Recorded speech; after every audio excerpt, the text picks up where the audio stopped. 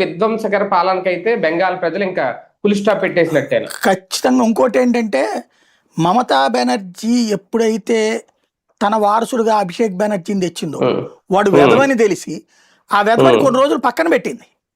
వాడు ఎలా మాట్లాడతాడంటే అదే అమిత్ షాని మాట్లాడినట్టు వాళ్ళ పార్టీ నాయకులతో కూడా మాట్లాడతాడు వాడు.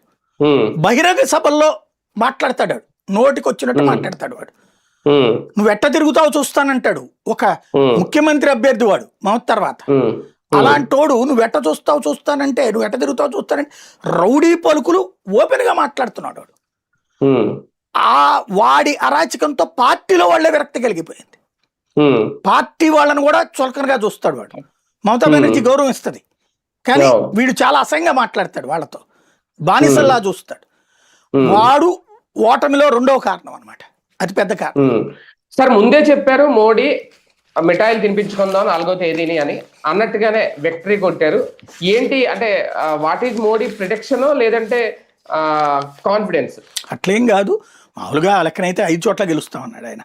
2 చోట్ల ఓడిపోయారు కదా. బేసిక్గా ఆ టైంలో అట్లాగే చెప్తారు ఎంకరేజ్ చేయడం కోసం. బెంగాల్ మీద విజయం అన్నటువంటిది మాత్రం మోడీ అమిత్ షాలు పక్కా స్కెచ్తో చేసినటువంటి పని, అందులో డౌటే లేదు.